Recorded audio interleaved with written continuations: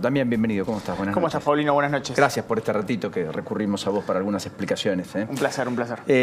Respecto al tema dólar, turista, etcétera, que terminó siendo validado con algunas modificaciones, por caso, todo aquel que hizo compra hasta la promulgación de la ley, que se supone que va a ser la semana próxima, no va a ingresar en el recargo del 30%. Exactamente, hasta el día de la fecha había muchos argentinos intentando comprar pasajes en el exterior. Se incrementó un 70% en la última semana y en las últimas horas se incrementó un 90% la compra de pasajes al exterior, porque saben que hoy va a ser el último día que uno puede llegar a comprar pasajes, ¿no? Incluso cuando lo compre en cuotas.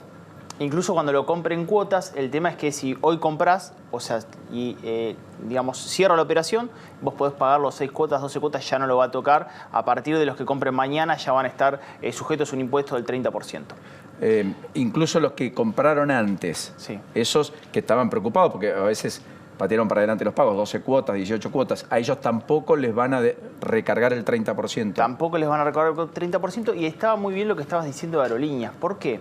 Porque en definitiva genera una situación de desigualdad. ¿Por qué se pensó esa parte, digamos, de cambiar? Porque imagínate que la propia aerolínea de bandera iba a ser perjudicada, es decir, iba a caer mucho los argentinos que iban al exterior. Y vamos a tomar un caso comparativo. Aerolíneas viaja a Madrid. Correcto. Por lo cual menos argentinos iban a ir a Madrid y el avión no iba a ir lleno o iba a volver tampoco completo, por lo cual le iba a generar un sobrecosto a la propia aerolínea de bandera. ¿Qué está generando de esta forma? Bueno, que Aerolínea se vea beneficiada, pero Iberia se vea perjudicada. Lo que vos lo explicaste, Iberia es la aerolínea de bandera española. Lo que vos explicaste claramente genera que en materia de comercio genera una relación de desigualdad frente a la misma operatoria. Pues sabés que me están diciendo por redes sociales y demás, me estallaron algunos mensajes, que también venden en pesos. Sí. Habría que chequear eso, porque si Iberia vende en pesos, entonces no habría tal afectación. No sé, yo lo primero que entendí es que había una división ahí que podía perturbar y que jurídicamente podía haber planteos de aerolíneas que no sean aerolíneas argentinas. Es raro, ¿por qué? Porque si bien la operación puede ser en pesos, haces una conversión a euros en ese caso. Porque directa. Por la casa matriz está allá. Exactamente. Bueno, pero bueno. Perdón, vos publicaste esto hoy que me produjo, digamos, apetito de que me lo expliques acá. El famoso dólar turismo. ¿Qué pasa? Este es un informe que hizo el IERAL, la Fundación Mediterránea, y me interesó mucho porque en este cuadrito lo que vemos es que, fíjate, que es el salario neto de referencia en dólar turismo de 60.000 pesos tomado enero de 2019, pagando todos los impuestos a las ganancias como corresponde. ¿Qué pasó a lo largo del tiempo en términos de el dólar turismo? El dólar que tenía los argentinos para viajar al exterior. Claro, en algún momento tuvimos cepo, en algún momento tuvimos un dólar paralelo, los argentinos teníamos que pagar un 35%, se hizo este estudio desde el año 2010 hasta ahora. ¿Cuánto va a quedar? Bueno, fíjate que el dólar, ese poder adquisitivo en términos de dólar para viajar, en el año 2017 llegó a su pico, 2.341 dólares, equivalía a un salario de 60.000 pesos aproximadamente en términos reales. ¿A cuánto bajaría con el nuevo impuesto? A 9.95, o sea, que bajaría casi 3 veces y pico ese salario en dólares, por lo cual sería un desincentivo muy grande y además sería el más bajo de los últimos 12 años. ¿Qué espera el gobierno? Bueno, recaudar en este concepto 0,5% del producto y que los 5.300 millones a 7.000 millones que se irían este año en esa materia pasen a 3.500 millones, a la mitad. O sea, lo que está buscando es un ahorro de 2.000 millones de dólares, más o menos. Sí, pero está buscando un ahorro de los dólares más recaudación del impuesto, ¿no? Las dos cosas, porque tiene el impuesto del 30%, que eso es un impuesto que se va a pagar en pesos, que sabemos que el 70% va para el ANSES, o sea, para la Caja de Seguridad Social, y el otro 30% va para fomentar el turismo y para el plan alimentario, plan contra el hambre. Que hoy anunciaron, Nacho, corregime, con un paquete de 60.000 millones de pesos en términos presupuestarios, después de los anticipos que nos dio Daniel Arroyo y en línea con lo que Arroyo decía, con una confirmación respecto a que el 80% del programa esperan tenerlo instrumentado en todo el país en marzo, a propósito de aquello que decía Arroyo, de que naturalmente lo van a ir amplificando a medida que el tiempo transcurra. Con una incertidumbre respecto al tema de los fondos reservados de la AFI, Paulino. Todavía no se sabe ni cuántos fondos le va a corresponder al plan en base a lo que había anunciado Alberto Fernández en el primer discurso ante el Congreso, ni cuántos fondos, ni cómo, ni a partir de qué día. O sea que eso es una incógnita. Lo que dijo sí Arroyo es que de su cartera van a salir 60.000 millones de pesos. Después hay que ver cuánto se suma con el tema de los fondos reservados de la AFI, que son muchos. Hoy estuvo Caparrós sentado, ¿no? Al lado del ministro. Sí, dijo, Martín es un poco raro estar de este lado, pido disculpas. Al lado de Alberto Fernández, perdón, ahí está. Acá está Salvareza, acá está Tinelli, acá está Estela de Carlotto, acá está... Tuvo Sonia Leso. Sonia Leso, efectivamente. Roberto Baradel. Creo que tuvo Narda Lépez. Narda Lépez. Acá está, sí. Tolosa Paz. Tolosa Paz, Victoria. Y aquí está Pérez Esquivel. Pérez Esquivel, sí. Efectivamente. Ahí está la imagen. Exacto. Hablando de Pérez Esquivel, también tuvo una reunión con Kicillof por el tema de las cárceles en la provincia de Buenos Aires. Ahí Kicillof va a trabajar muy fuerte. Publicó en Twitter el propio Kicillof hoy, a propósito de la cuestión. Recuerden que fue la primera demanda que tuvo de factores de presión el propio Kicillof con una marcha a la propia Casa de Gobierno en la provincia de Buenos Aires, en La Plata, en una situación compleja desde lo alimentario, pasando por el nivel de hacinamiento, pasando por el reclamo de aquellos que creen que injustamente están con prisión preventiva, cosa que además ha decantado en protestas en distintos lugares del país. Pero ha dicho que Kicillof, las cárceles bonaerenses se encuentran en una situación crítica y por eso decidimos avanzar desde el primer día de gestión en políticas que reviertan la crisis humanitaria, así lo definió, que atraviesan.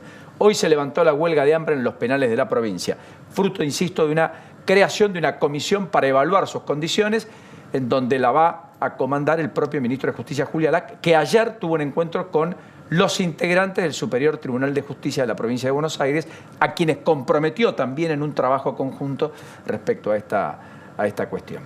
El otro tema que quería que conversemos, ¿sabes cuál es? Te vi otro tuit, espero no tomarte de improviso. Respecto al tema de los impuestos al patrimonio, bienes personales, que tanto se ha discutido y demás. ¿Me contás ahí cuál es tu mirada? Bueno, a ver, el impuesto a los bienes personales es un impuesto que casi se está sacando del mundo y te explico cuáles son las causas. Los motivos son varios. En principio, uno de los motivos es que genera menor blanqueo.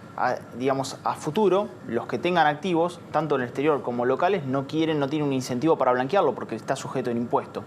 Un impuesto que otros países no tienen. Que otros países no, claro. O que tienen, pero a partir de una base de tributación infinitamente más alta. Son muy pocos los países que hoy tienen bienes personales y en los lugares donde se aplicó trajeron problemas. Uno es España, 700.000 euros.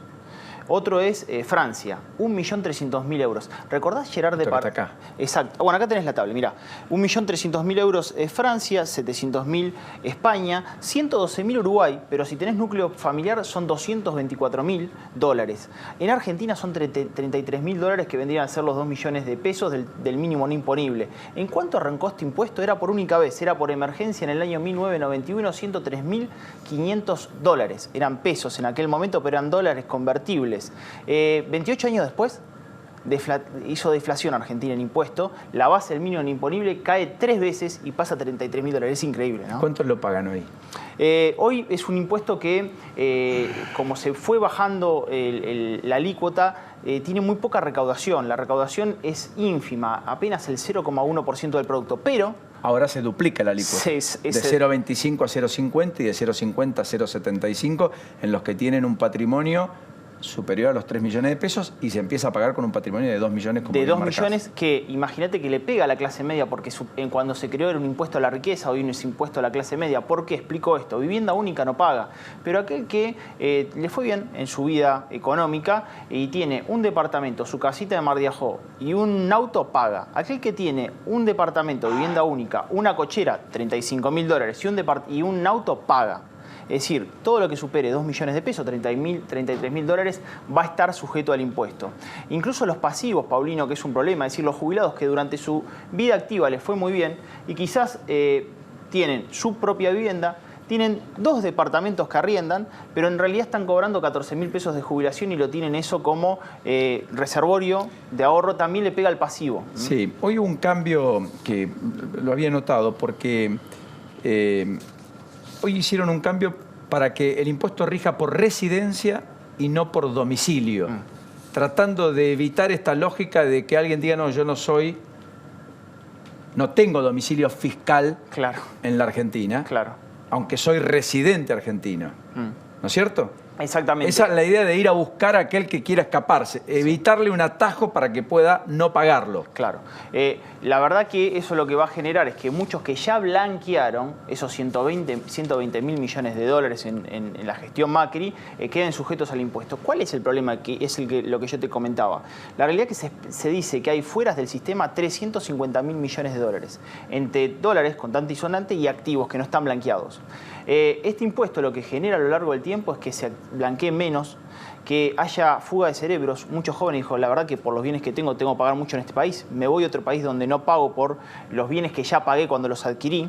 Que por otra parte sea un impuesto inflacionario. ¿Por qué? Porque esta ley que se está sancionando no tiene mecanismo de ajuste. La base del mínimo imponible es 2 millones de pesos siempre. Sí, desde hace ya unos cuantos años, con lo cual efectivamente como vos te revalorizan los activos, claro, te revalorizan los autos, crecen. Un auto usado vale más en pesos hoy de lo que valía hace 2 años, aunque tenga el mismo modelo por el propio efecto de la inflación. Exactamente. Vos te estás quedando retrasado en tu auto, lo curioso, pero tu auto vale más en términos fiscales y efectivamente eso hace que vos entres a una categoría que es la de un, digamos, agente impositivo que está en condiciones de tributar, aunque no lo esté, impuestos como bienes personales, que además le duplican la alícuota. En vez del 0,25 de todos los bienes que vos tengas excedentes de 2 millones de pesos, va a ser de 0,50.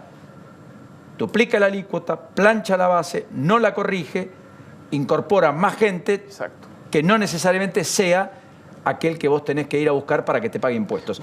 Y respecto a la modificación que se hizo hoy, es que hay muchas empresas que son de residentes en la Argentina, fiscales, pero que tienen domicilio y activos en el exterior. Exactamente. Entonces dicen, no, como yo tengo domicilio en el exterior, no pago bienes personales. Claro.